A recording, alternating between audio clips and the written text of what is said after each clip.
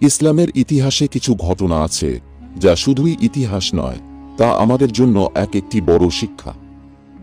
আজ আমরা জানব এমন একটি মসজিদের গল্প যা গড়ে উঠেছিল দ্বীনের নামে, কিন্তু তার ভিতরে লুকিয়ে ছিল ফিতনা, ষড়যন্ত্র আর বিভেদ। এই হচ্ছে মসজিদে দিরার। হিজরতের পর মদিনায় ইসলামী সমাজ ধীরে ধীরে গড়ে উঠছিল। মানুষ ইসলামের দিকে ফিরে আসছিল, কিন্তু কিছু লোক ছিল যারা মুখে মুসলমান অথচ অন্তরে ছিল কুফর। তারা ছিল মুনাফিক, ইসলামের শত্রু ভিতর থেকে। এই মুনাফিকদের নেতা ছিল আবু আমির রাহিব, একজন খ্রিস্টান পণ্ডিত যে ইসলামকে পছন্দ করত না। তিনি ও তার অনুসারীরা পরিকল্পনা করল একটি মসজিদ বানাবে, যাতে সেখানে তারা গোপনে ষড়যন্ত্র করতে পারে।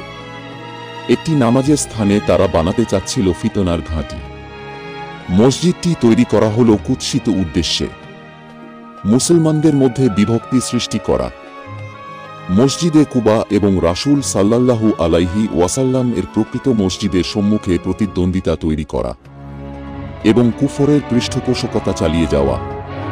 তারা রাসূল সাল্লাল্লাহু আলাইহি ওয়াসাল্লামকে আমন্ত্রণ জানালেন, ইয়া রাসূলাল্লাহ, এই নবনির্মিত মসজিদে আপনি নামাজ আদায় করুন। কিন্তু তখনও ওহী আসেনি। রাসূল সাল্লাল্লাহু আলাইহি ওয়াসাল্লাম বললেন, আমি তাবুক যুদ্ধে যাচ্ছি, ফিরে এসে দেখব। তাবুক যুদ্ধ শেষে রাসূল সাল্লাল্লাহু আলাইহি ওয়াসাল্লাম যখন মদিনায় ফিরলেন, তখন আল্লাহ তাআলা ওনার নিকট ওহী নাজিল করলেন। সূরা আত-তাওবা আয়াত 107 থেকে 110। আল্লাহ তাআলা স্পষ্ট জানিয়ে দিলেন, এই মসজিদ বানানো হয়েছে ক্ষতি সাধনের জন্য, কুফরের জন্য আর মুসলমানদের মধ্যে বিভেদ সৃষ্টি করার জন্য। রাসূল সাল্লাল্লাহু আলাইহি ওয়াসাল্লাম সঙ্গে সঙ্গে নির্দেশ দিলেন, এই মসজিদ ভেঙে দাও। সাহাবীদের একটি দল পাঠানো হল। তারা মসজিদে দিরার ধ্বংস করে দিল, পাথর, কাঠ সবকিছু ভেঙে গুঁড়ো করে দিল। এটি ছিল এক ঐতিহাসিক মুহূর্ত, যেখানে প্রমাণ হল শুধু নাম মসজিদ হলেই তা পবিত্র নয়। উদ্দেশ্য যদি হয় ফিতনা, তাহলে সেটি ইসলাম নয়, সেটি ধ্বংসযোগ্য।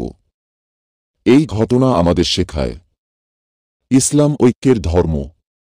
মসজিদ শুধু ইটপাথরের জায়গা নয়, এটি হৃদয়ের নিঃশর্ত ইবাদতের কেন্দ্র। ষড়যন্ত্র ও বিভেদ ইসলামে কোনো স্থান পায় না। আসুন আমরা হৃদয় দিয়ে দ্বীনের সেবা করি, একতা, ভালোবাসা ও সত্যকে অবলম্বন করি। ভিডিওটি ভালো লাগলে লাইক দিন, শেয়ার করুন এবং আমাদের চ্যানেল সাবস্ক্রাইব করতে ভুলবেন না। আল্লাহ আমাদের সবাইকে সত্য পথে রাখুন।